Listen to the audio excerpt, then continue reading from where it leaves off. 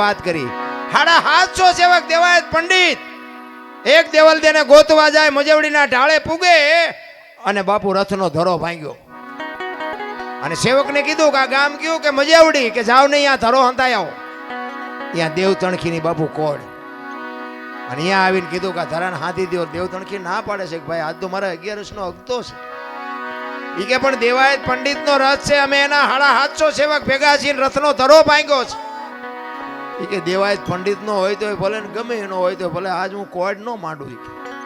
ઈ કે પણ કાંઈ કરતા ઈ કે તમારા ગુરુ જો આવીને કદાચ દેવાયત પંડિત આવીને ઘણ ઉપાડે તો કે હાથી દઉં, બાકી હું નહીં ઉપાડું. દેવાયત પંડિત ને આવીને કીધું કે આવી રીતે એમ કે છે 11નો અગતો છે ને હું નહીં હાથી દઉં. આવ્યા દેવાયત પંડિત, ઈ કે તમે ઉપાડશો ઘણ? તો કે હા.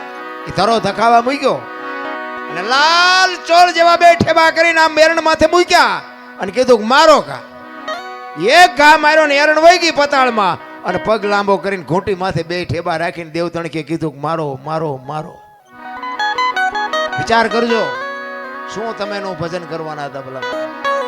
એક થકથકતા બાપુ ધરાને પગની ઘૂંટી ઉપર રાખી અને ઘણના ઘા કરી અને ઈ ધરો હાંધ્યો હોય છે. ઈ મહાપુરુષો કેવાય છે.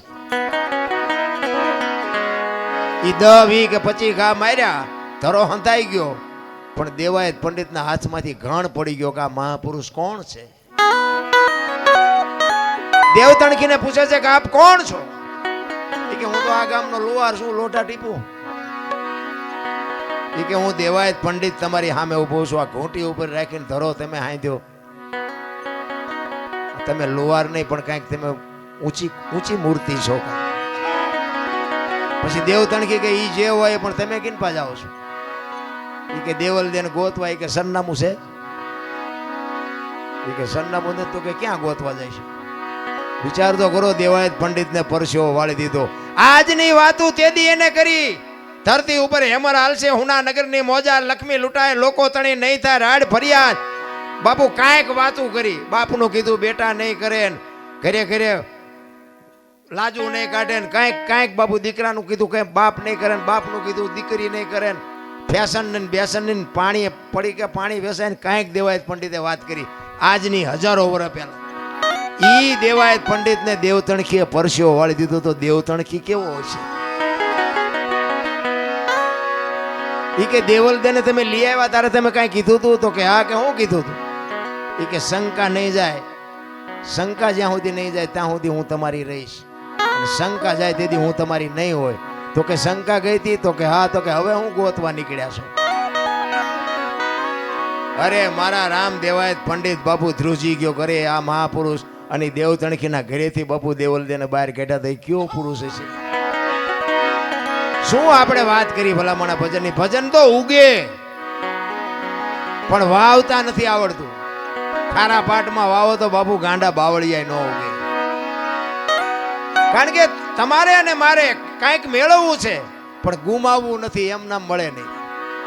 92 લાખ માળવાનો ધણી ભરથરી છે ને, જોજો વિચાર કરજો કે પિંગળાનો એક ઇતિહાસ એવો છે કે અશ્વપાળ પાસે રાતે ગઈ હતી અને ભરથરી આ જોઈ ગયો ને આમ થયું ને તેમ થયું ને એવી બધી વાતો છે. એ વાત ખોટી છે એવું મારો દાવો નથી, પણ હું તમને એક વાત કહું કે 92 લાખ માળવાનો ધણી હોય એનું બૈરું આવું જેવું તેવું હોય? એવું હોય જ નહીં. પણ આમાં શું છે કે સાચો ઇતિહાસ બધા દબાવી રાખ્યો છે. પાદરી ઉથડક વાતો કરે. આ રામાયણમાં છે ને, રામાયણમાં તે બાપુ કેટલી ઊંધી વાતો ચિતરી નાખી છે. રામાયણ છે કાંઈક જુદી ને દુનિયા ઊંધી કરી નાખી છે. એ 92 લાખ માળવાનો ધણી ભરથરી પિંગળા વગર બાપુ એક સેકન્ડ નો રહે કે ઈ પિંગળાને છોડીને બાપુ સાધુ બની ગયો હોય છે. કેમ બન્યો હોય છે? વિચાર કરજો. એકવાર ભરથરી બાપુ શિકાર કરવા માટે જાય છે. 2-5 સૈનિકો છે હારે. એ શિકાર કરીને વળ્યા ને ત્યારે એક ગામની બાજુમાંથી નીકળ્યા અને એમાં કોઈક ભાઈ ગુજરી ગયેલો ને શમશાન યાત્રા નીકળી.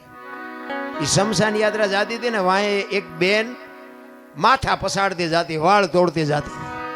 એટલે ભરથરીને એમ થયું, એના સૈનિકોને પૂછે છે કે આ શમશાનમાં બેન બૈરા કોઈ દી ન જાય પણ આ બેન કેમ હાલી જાય છે? વાંહે એનો આ ગુજરી ગયો એનો ભાઈ છે, એનો ઘરવાળો હશે, એનો દીકરો હશે, શું હશે?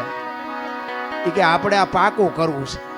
એ શમશાન હતું ને ત્યાંથી આમ આગા ઘોડા ઊભા રાખીને જોવે છે કે શું થાય છે.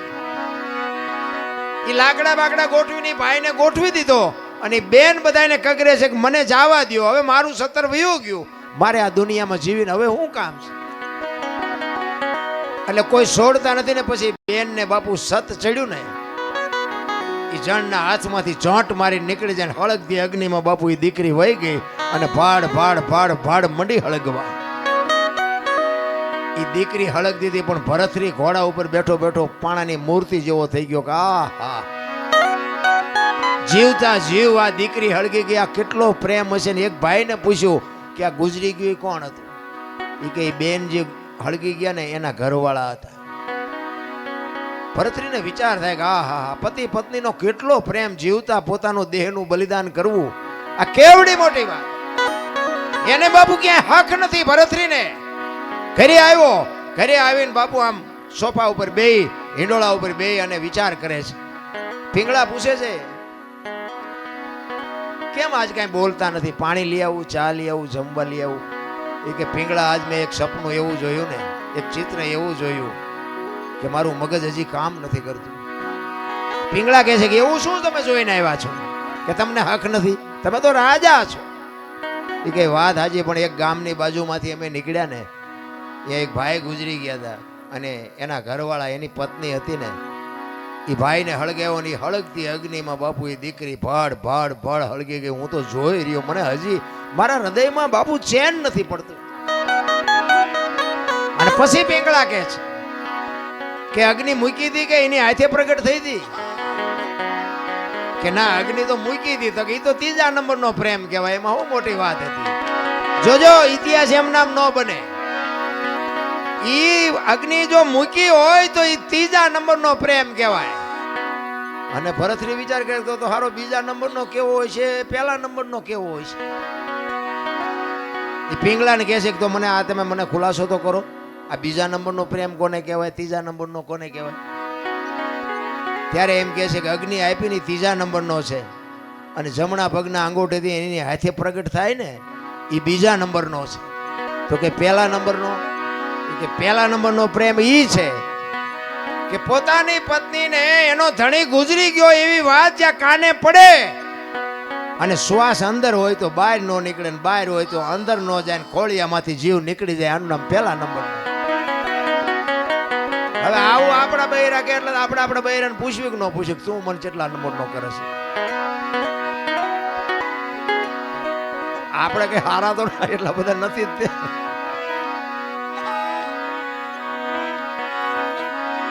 એટલે ભરતરી કહે છે પિંગળાને, પિંગળા તું મને કેવો પ્રેમ કરસ? 1લા નંબરનો, 2જા નંબરનો, 3જા નંબરનો? એટલે સ્વાભાવિક છે આપણું બૈરું 1લા નંબરનો કરતું હોય, 3જા નંબરનો, પણ એ તો એમ જ કે 1લા નંબરનો કરું છું. એ તો કઈ એવું જ ન કે હું 3જા નંબરનો કરું છું. એટલે પિંગળા કહે છે મહારાજ એ બધી વાત જવા દો અને જે કરતા હોય કરો. એ કે ના, બીજું કઈ નહીં, ખાલી હું તને પૂછું છું તું મને પ્રેમ કેવો કરસ? પછી પિંગળાને એમ થયું કે આ જાણ્યા વગર તો લોહી પીધા વગર રહેશે નહીં અને સાચું આમને સમજાવવાનું નથી. તેથી પિંગળા કહે છે મહારાજ, મહારાજ તમને હું પ્રેમ 1લા નંબરનો કરું છું, પણ અખતરો ન કરતા ને રોતા નહીં આવડે. જો અખતરો કર્યો તો દરબાર રોતા નહીં આવડે. 1લા નંબરનો પ્રેમ કરું છું. એ કે ના ના, એવું કઈ નહીં કરવું. પણ આપણે હકણા રહી 400 મહિનાનો સમય થયો ને બાબુ, એને મનમાં વાત જાતી નહોતી કે મારે પિંગળાની પરીક્ષા કરવી છે. એમાં એકવાર ફરીને શિકાર કરવા ગયા અને એના ભાઈ વિક્રમસિંહ ભેગા છે. વિક્રમને કહે છે કે જા તું મારો ઘોડો ને તારો ઘોડો બે લઈને રાજમાં જા અને તારી ભાભી પૂછે કે તમારા ભાઈ ક્યાંય ગયા, તો તારે કહેવાનું સિંહના શિકારમાં કાયમ આવી ગયા, સિંહે મારી નાખી. એ કે પણ મોટા ભાઈ રહેવા દો ને, આ શું કામ આ ખેલ કરો? નહીં કંઈક નહીં બનવાનું, કંઈક બની જાય તો હેરાન થઈ જવું. કે તું મને મોટો ભાઈ માન તોય ભલે, રાજા માન તોય ભલે, મારી આજ્ઞાનું તારે પાલન કરવું પડે. આ અમસા નથી રાજા વાજા વાંદરા કીધા, આવા હાથે કરીને ઉભા કરતા હતા. એ વિક્રમ આવ્યો 2 ઘોડા લઈ અને આવીને આમ દરવાજામાં બે ઘોડા હાથમાં દોર્યા છે ને હાલ્યો આવે છે. અને અટારી ઉપર બાપુ પિંગળા ઊભી છે, બાજુમાં એની દાસી ઊભી છે. અને પિંગળા પૂછે છે, વિક્રમભાઈ તમે આવ્યા, તમારા ભાઈ ક્યાં? એટલે વિક્રમ ઘડીક બોલતો નથી. વિક્રમભાઈ તમને કહું છું, તમારા ભાઈ ક્યાં? માંડ માંડ બોલ્યો, કારણ કે ખેલ તો પછી નાટક તો હરકી રીતે જ કરવું પડે. એ કે મારા ભાઈએ સિંહના શિકારમાં મારા ભાઈ ઉપર સિંહે તરાપ મારીને મારા ભાઈને મારી નાખ્યા છે. એ આમના મટારીએ હાથ રહી ગયો બાપુ, પિંગળાના ખોળિયામાંથી જીવ નીકળી ગયો. હવે પડખે દાસી ઊભી છે, એટલે દાસીએ પિંગળાનું બાવડું પકડીને કીધું કે હાલો બા. એ આમ બાવડું પકડ્યું ને ત્યાં પિંગળા પડી. ત્યાં બધાને ખબર પડી કે પિંગળા તો ગુજરી ગઈ. અને કડીક થયું ભરથરી આવ્યો ને બાપુ ખબર પડી ને પછી ભરથરી માથા મીડ્યો પસાડો. પિંગળા પિંગળા હવે હું તારા વગર, અને 92 લાખ માળવાનો ધણી એનું બૈરું બાપુ ગુજરી જાય પછી પબ્લિક કેવી ભેગી થઈ છે. કીડીઓ ઘોડે માણા ઉભરાણો હો, પણ ભરથરી બાપુ બેકાબુ બની ગયો. વાળ મીડ્યો તોડવા, ધૂળ ને ફાકડા મીડ્યો ભરવા. પિંગળા જાગ પિંગળા, પણ મરેલા બાપુ જાગે. આ તો પહેલા વિચારવાની જરૂર છે. હું તો એમ કહું છું કે અખતરા કોઈ વાત ના કરાય જ નહીં, પછી રોતા નથી આવડતું.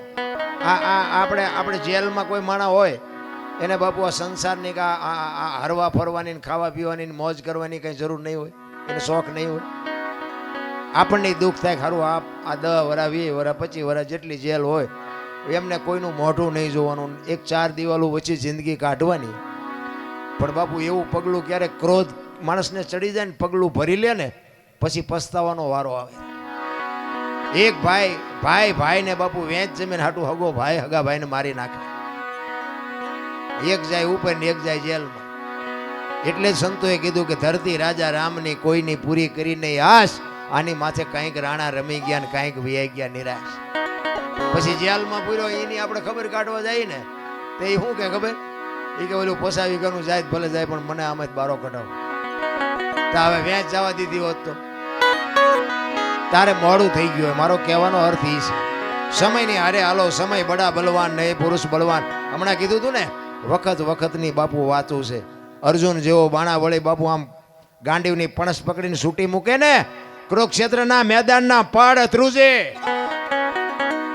અને ભીષ્મની સામે બાપુ ઈ ઉભો રહે, બીજાની તાકાત નહીં. અને એ શિખંડીને આગળ રાખ્યો ને કે ભીષ્મની સામે ઉભું રહેવું. એટલે ઈ અર્જુન બાપુ હસ્તિનાપુરથી દ્વારકા જતો તો લૂંટાઈ ગયો, સમય વિયો ગયો. એમ સમયની બલિહારી છે. સમય હારે હાલો, વર્તમાનમાં જીવો બાપુ. ભૂતકાળને ભવિષ્યકાળને સંભાળવાની જરૂર જ નથી.